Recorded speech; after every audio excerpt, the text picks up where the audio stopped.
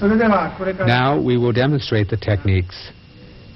Even though it is not correct etiquette, I will take off my hakama to allow you to see the footwork clearly.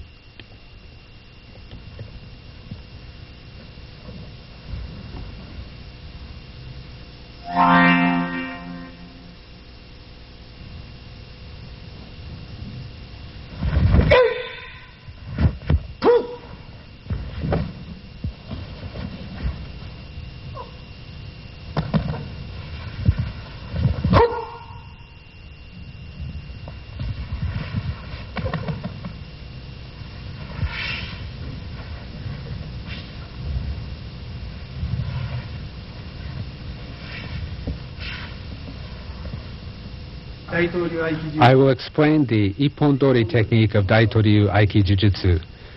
The opponent is holding his sword right in front of your eyes. He steps in quickly, raising his sword over his head to cut you in half from your head to a point between your thighs.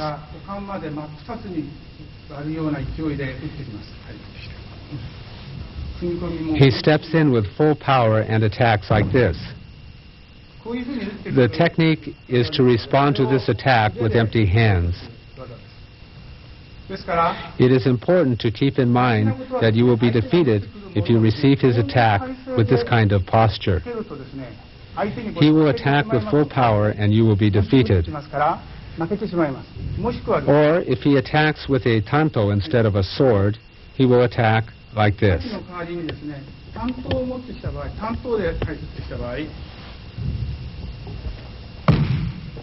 Again, if you receive the attack like this, you will surely be overwhelmed by his strength. Please do not receive his attack in this way. As I explained in the beginning, there are 6 basic principles. What is important is how to incorporate each of these basic principles in each technique. If the basic principles are not present, it will not be possible to execute the technique. So as I explained before concerning the basics, you can perceive the yin of your opponent and enter at that instant. He is holding his sword right in front of your eyes. This is yang. When he swings up his sword, it is yin. So you step in at this moment of yin. Breathing in involves 2 phases, breathing in and breathing out. So when we breathe out, it is yang, and when we hold our breath, it is also yang. It is yin when we breathe in.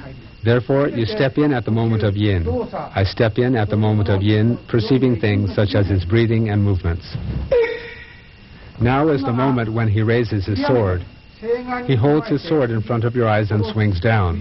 He brings up the sword first and then cuts down. When he swings up the sword, it is yin, and when he cuts down, it is yang. So you step in with yin. You step in when he swings his sword up. If you do this, you do not need any force at all. So you step in. You pierce the open spot in his armor at the armpit with the tanto, a wakizashi, or a yoroidoshi. You make a fist with your protruding middle finger and pierce with it. Without moving your hips up and down and keeping the same posture, you bring your opponent off balance into your center. You bring him off balance into your center. Your right hand is held against the base of the thigh, pressing against the back of the wrist.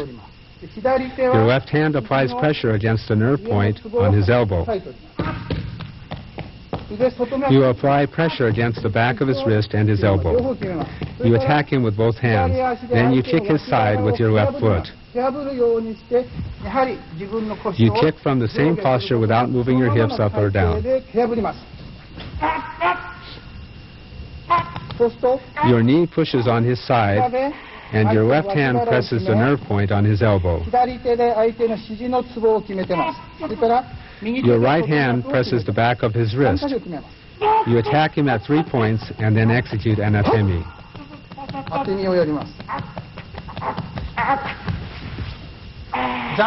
While you apply zanshin, you give your all. Remain there giving your all and control your opponent so that he cannot attack you.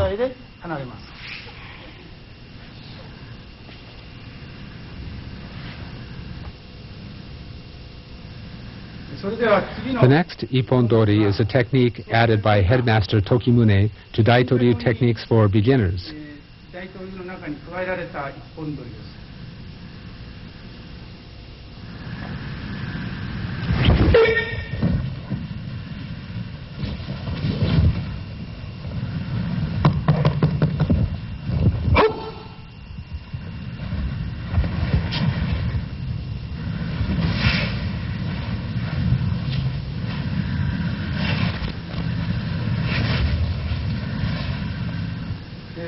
This is exactly the same as the first technique, but this time you step in with the right foot instead of the left foot.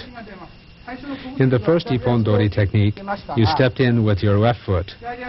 You came into contact with your opponent with your left foot forward and off-balanced him. This time, you step in with your right foot. Step in with your right foot. Originally, a common-sense principle of martial arts is to step into the outside of your opponent. But with this technique, you step into the front side. Please be very careful to enter at the moment of yin. When you come into contact with your opponent, you unbalance him. You come into contact and bring him off balance.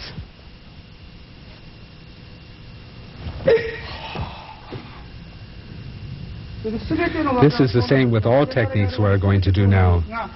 We execute the techniques as we breathe out.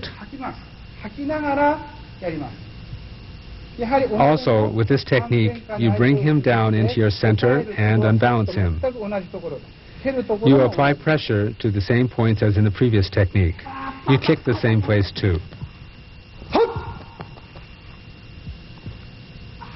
As you did in the previous technique, after executing an atemi, after you execute a finishing blow, at the very end you bring your hand to this position over your head. I will explain about this. You curve the arm in this manner over your head. Do not expose your armpit. You put your arm over your head with the feeling that you are closing your armpit tightly. This is a form of zanshin while holding a kodachi or short sword in your hand at the end of the technique.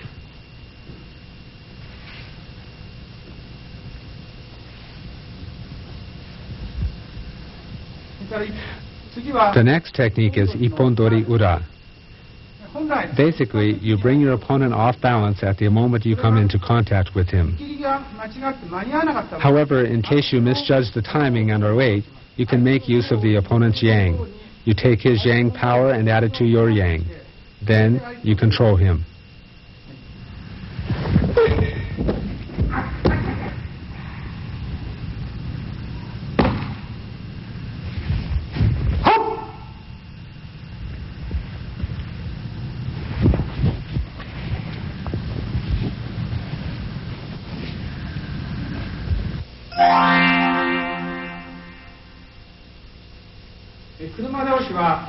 The kuruma daoshi technique is just as in the ippon-dori. The opponent holds his sword in front of your eyes and then swings it up. He holds the sword in front of your eyes and then raises it up. He holds the sword in front of your eyes and brings it up. Up to this point, the technique is exactly the same as before.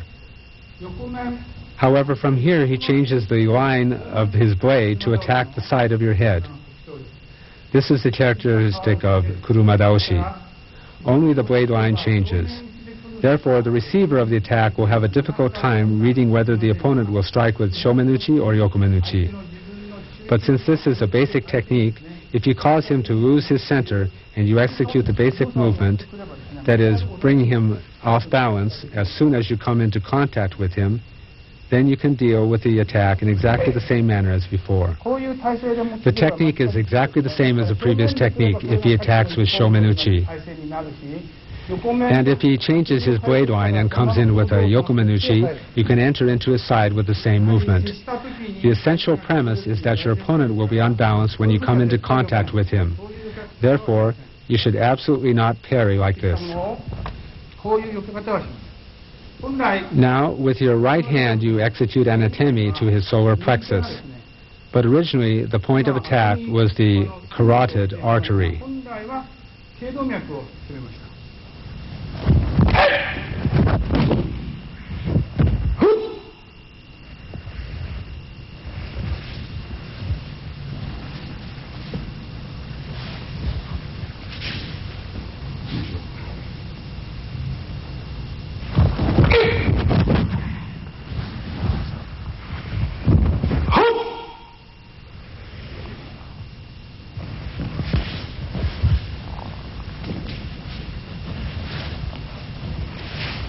Since it is dangerous to attack the carotid artery, the technique is changed to an attack on the solar plexus.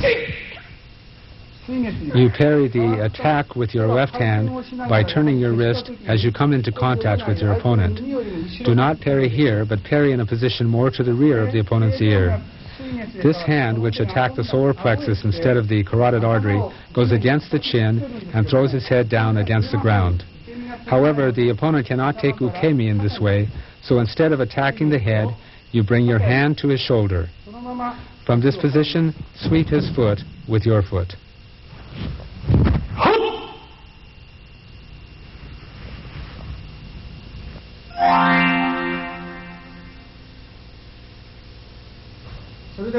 The next technique is gyaku udedori. The opponent comes to grab your lower lapel.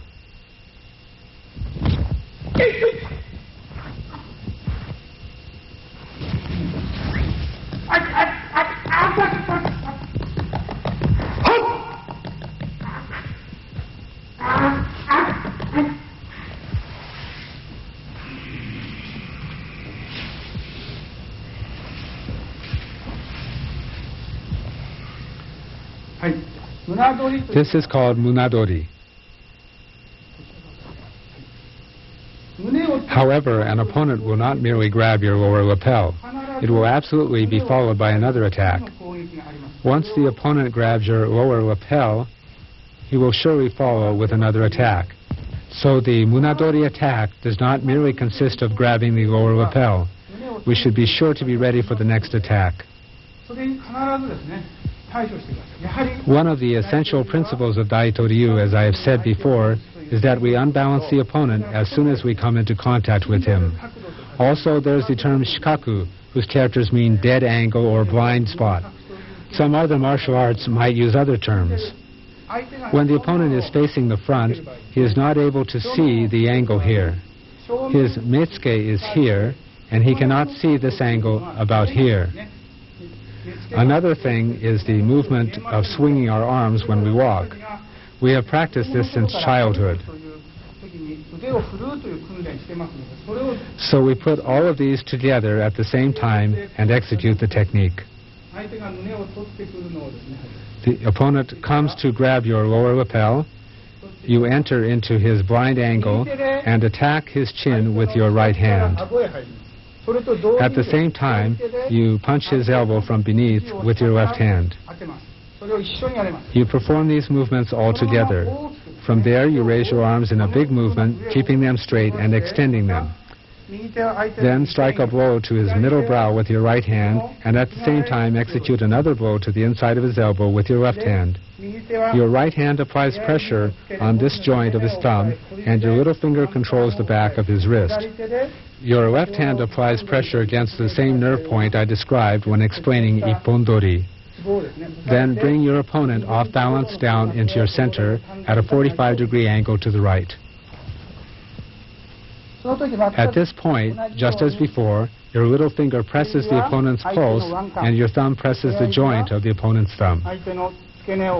Apply pressure, having your palm completely attached to the opponent's hand. There is no space between the two hands. Then place the hand on the base of the thigh. The left hand is pressing the joint, the nerve point of the elbow. You are applying pressure against 2 points. Finally, just as you did with ippondori, kick your opponent's side to finish.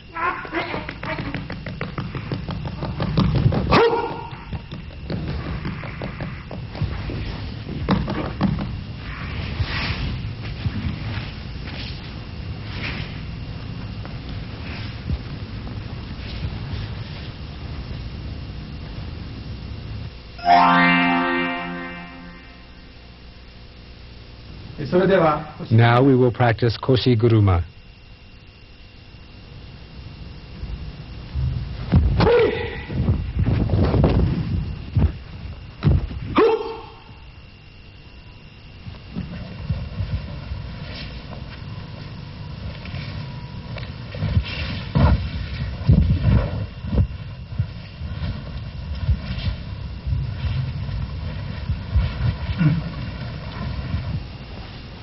In this technique, the opponent attacks you with a choke. First, the proper way for the attacker to grab the lapel. Be sure to have your palm upward when grabbing the lapel. The left hand grabs the lower front lapel. Choke the opponent while bending your arms. This is the role of the attacker. When he does this, if you can bear the attack a little on your side and lower your chin, you can counterattack him in whatever way you want. Thus, the attacker will be counterattacked. Counter by grabbing the lapel deeply at the back of the neck and throw him down.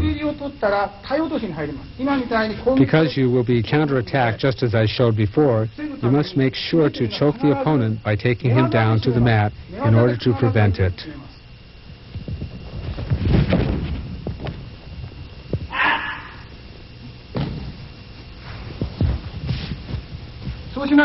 Otherwise, you will be counterattacked. Again, concerning the proper way to grab in jiu-jitsu, never make the mistake of having your palm upward, as I said earlier. If you grab like this instead, your hand cannot go any further. You cannot go deeply to the back of the neck. With the curve formed by your hand, with this curve, you attack the carotid artery of the opponent. You choke by bending your arm. This is why it works. Therefore, never grab the lapel in such a way. Do not grab in this way because it is not effective. Be sure to have your palm upward. Put your fingertips in, grab the lapel deeply to the back of the neck, and throw him to the mat.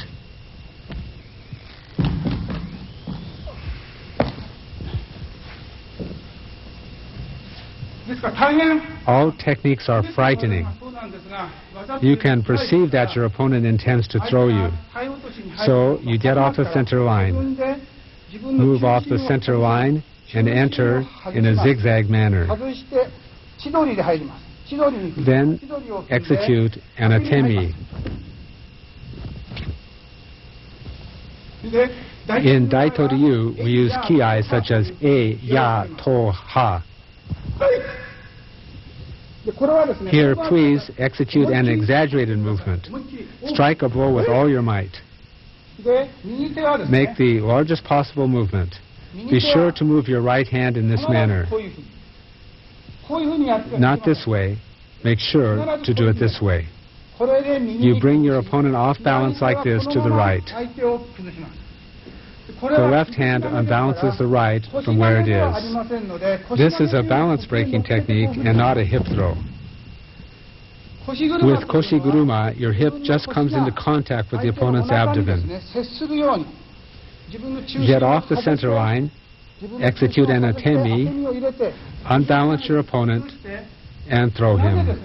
The reason we do this is that if the opponent resists at this vital point, usually you throw like this since the technique involves unbalancing the opponent. But if the opponent resists, you apply pressure against the nerve point. For this reason, please be sure to put your hand like this. The left hand is like this, and you throw your opponent as your hip just touches his abdomen. Then execute an atemi here and keep zanshin. As I said before, this becomes a stance with a kodachi or short sword. Be sure to curve your hand over your head like this and adopt a stance with a kodachi. Open your hand.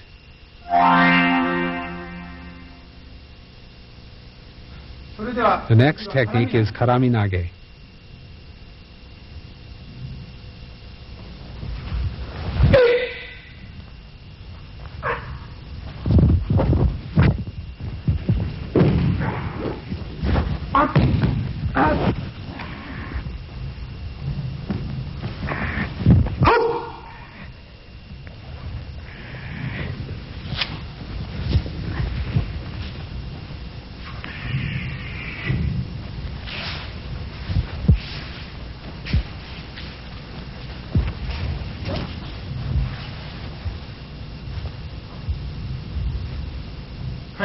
I will explain. The opponent comes to grab your lower lapel, so actually it is good to enter with the gyaku udedori technique. However, in the beginning, at the moment of contact with the opponent, If you cannot unbalance him, if you fail and allow him to grab your lapel, then, as I explained before concerning gyaku udedori, the opponent will attack you with a punch, an overhead strike, or a kick. I have explained this before. Here, since you have learned about ippon-dori first, I teach a shomunichi attack from munadori. How do we respond to this attack? You were grabbed, you did not act in time. It would have been better if you had entered with the gyaku udedori technique when the opponent first began to move. Project aiki energy, then in exactly the same manner as with ippon-dori, press the nerve point on the elbow and the back of the wrist. At this moment, if you release his elbow without applying enough pressure on the back of the wrist, he can pull you in this manner since he is holding your lapel. He will surely do this. Therefore, at this point, apply plenty of pressure on the back of the wrist.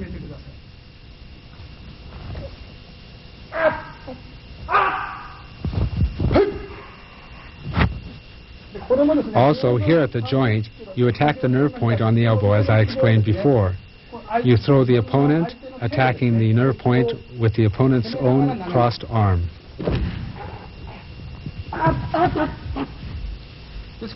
Apply pressure on this nerve point, but not on the joint, but the nerve point above it, using the opponent's own arm.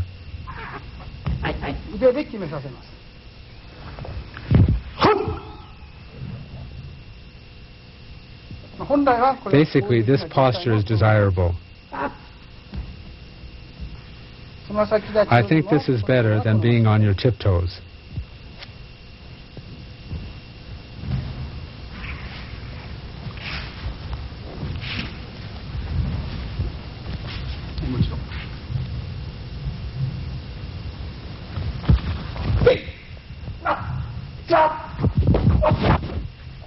At this point, the technique should still be working effectively. It always has to be working at all stages of the technique. There should not be a dead point where the technique is not effective. So at this point, throw the opponent keeping pressure on the nerve point of his elbow. If the technique is not working at this stage, he can kick you. He can kick you, so it shows that the technique must work on your opponent at all stages of the process. I will mention that it may be possible that he can kick you when his abdomen is facing upward. So turn your opponent's abdomen downward and press the nerve point. Then he cannot kick you.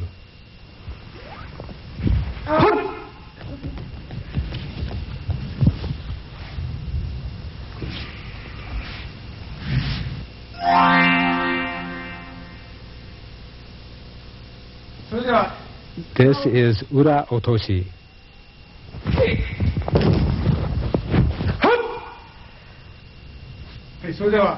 I will now explain ura otoshi. The opponent comes in to grab your sleeve.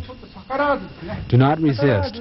Drop your ki to the point at which the two lines formed by the opponent's feet meet behind him. You drop his ki energy and your ki here at this crossing point, bringing him off balance.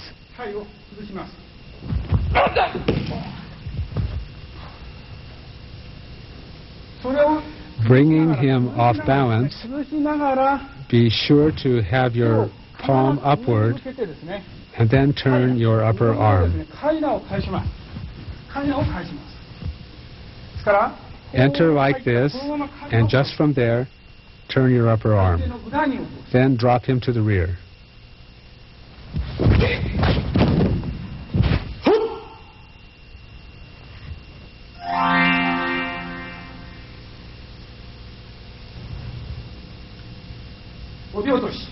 Obi otoshi.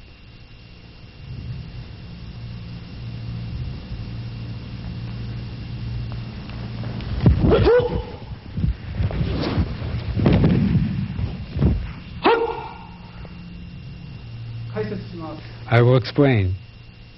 Here again, the opponent attacks you with a choke. We proceed in the same manner as for koshiguruma. A choke is a very scary technique. He can bring you down to the ground and attack you. As I explained earlier, before your opponent grabs your lapel, execute an atemi and take a zigzag step to get off the opponent's center line. Take a zigzag step, execute an atemi, then grab his belt and attack his chin, thus unbalancing him.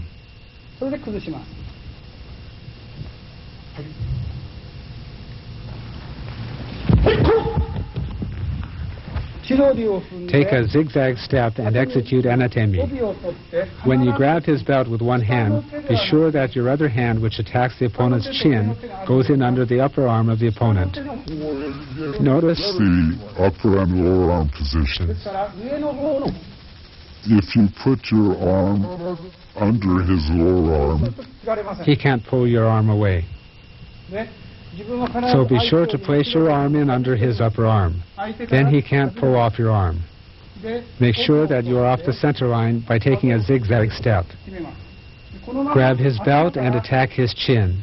You are supposed to fling his head against the ground from here, but that, of course, would be dangerous. Throw him so that he can easily take the fall. Then, in this situation, both your hands are available to execute an atemi. Since this atemi is symbolic of drawing a wakizashi or short sword and executing a final blow, be sure to do it with your right hand whenever both your hands are free.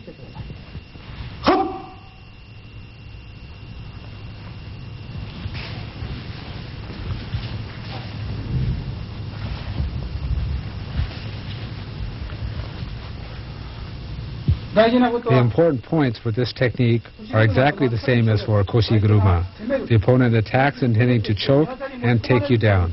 Please practice with a clear understanding of this point.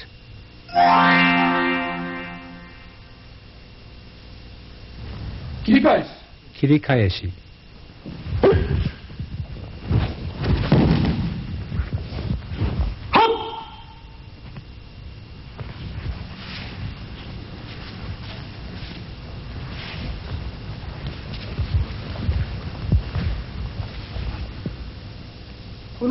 In this technique, your opponent comes to grab both your sleeves. This doesn't make too much sense nowadays, but imagine someone in the old days who has received something important from his lord.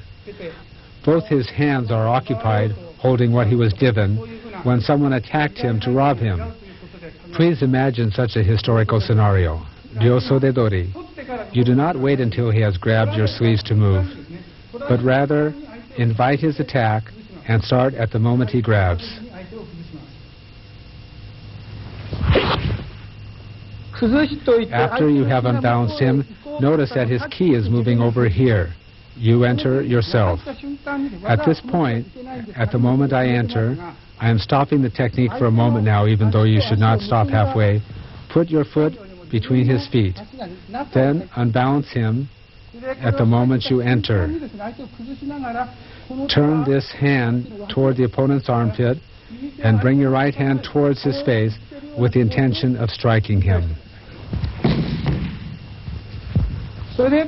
Then execute a final blow.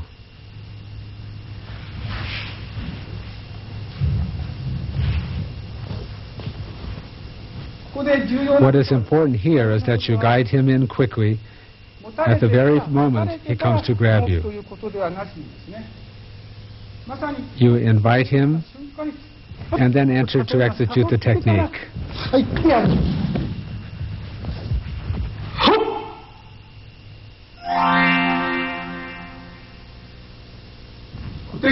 Kotegaeshi.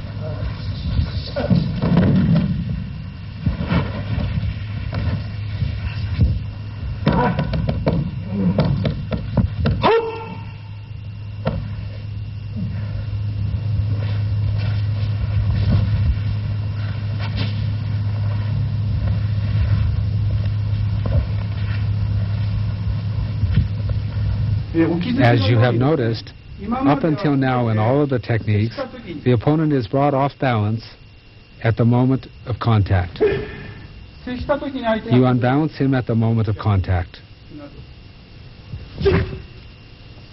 This is the case with all of the techniques.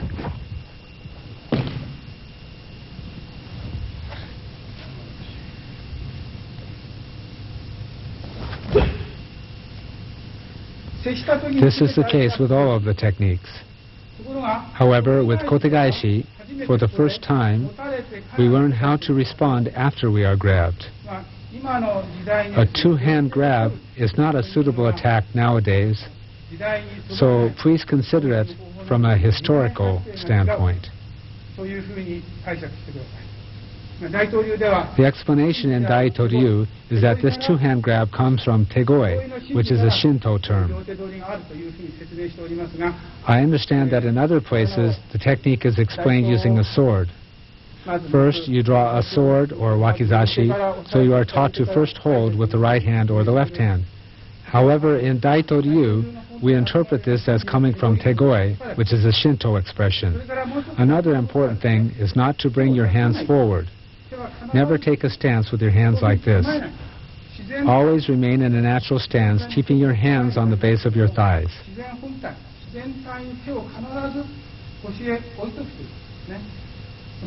I will go into more detail later when we come to idori. So, it is not good to bring your hands forward. Be sure to place your fingers together and hold them on the base of your thighs. When he grabs your hands, stay right where you are, open your fingers, and clap your hands together as you would do in a Shinto shrine. This is called kashiwade. Kashiwade is done in this manner. You clap your hands together like this, and the louder the sound, the better. Let all of your ki flow into your fingertips. Open your fingertips completely and clap your hands. Then, after clapping your hands together, bring them in front of your face as if holding a mirror to your face. This movement brings your opponent off center. Unbalance him. This position is not good because your opponent is still balanced. Bring your hands to your face effectively so that your opponent's heels are lifted up. Your little finger, the one facing you, is going to turn towards your opponent. Then you cut down like this. Extend your arm and your fingertips. If the arm is bent like this, he will not lose his balance. If your arm is bent, you cannot unbalance him. Be sure to extend the arm like this. Also extend your fingertips. Then he will be brought off balance. From this point, you can either throw him by cutting down right here, or you can throw him by turning around. Now I throw him by cutting down here. Then I apply pressure on his elbow at this point. Be sure to make his hips move up by applying pressure. From this position, he will come to kick you.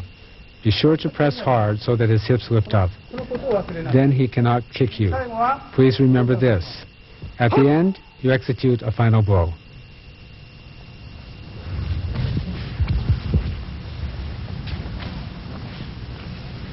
The common mistake that people make after unbalancing the opponent when throwing him is to lift the hand and throw like this. You have unbalanced him after all of your effort, but if you lift your hand afterwards, you will be counterattacked. You will be defeated. As I said before, once you bring your opponent off balance, be sure to keep him unbalanced.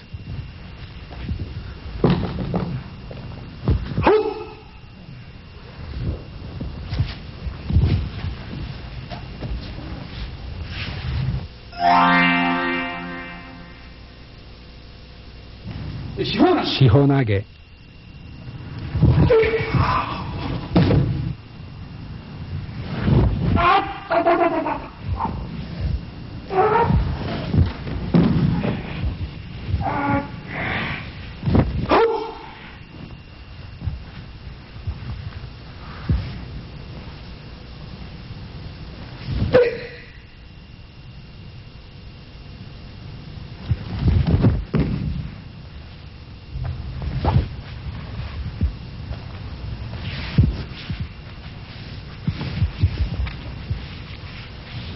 I will explain. As I showed now in the kata, when the opponent swings up, you project aiki energy. You project aiki energy intensely towards him. At the moment his ki is about to come to you, you enter, draw your sword, and then in the end, execute a kesagiri or diagonal cut. Your opponent comes to grab both your hands.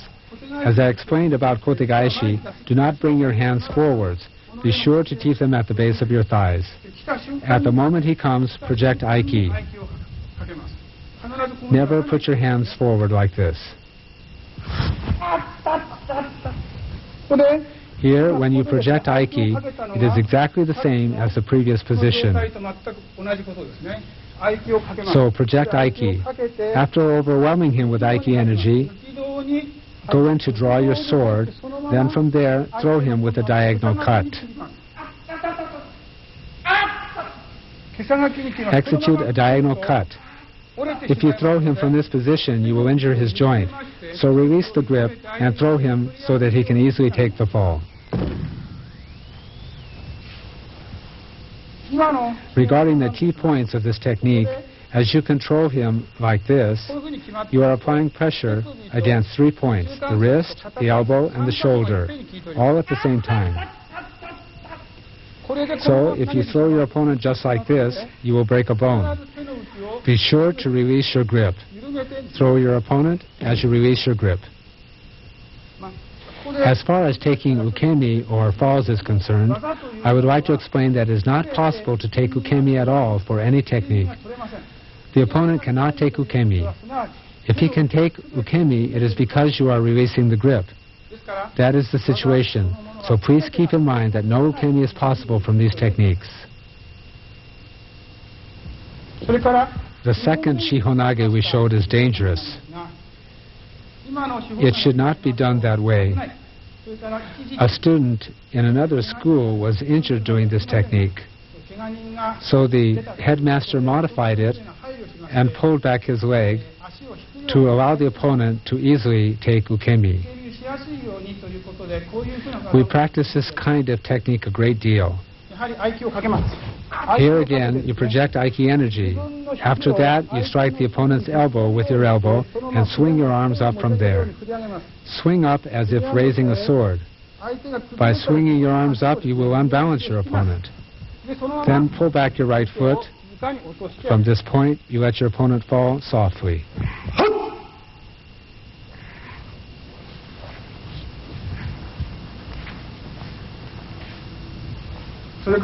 The next technique is urahenko.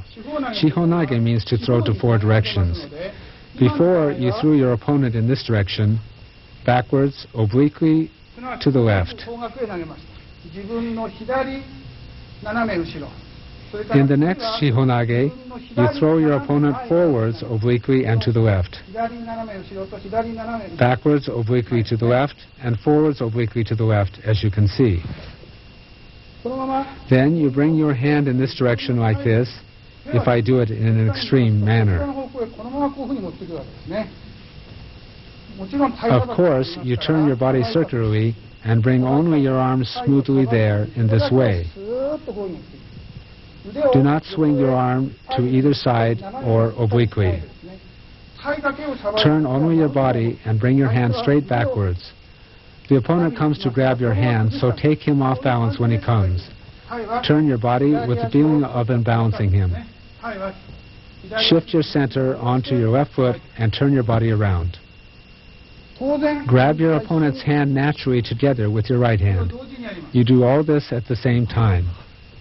Keeping your opponent off balance and remaining in the same spot, turn your body and throw him diagonally forward.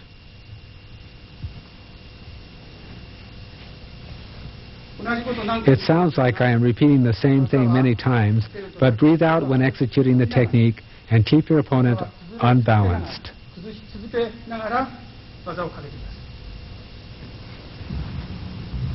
This concludes the explanation of the 10 tachiai techniques from the first part of the Daito Ryu Aiki Jiu-Jitsu curriculum. I have explained the techniques, but it is not something that you can understand mentally.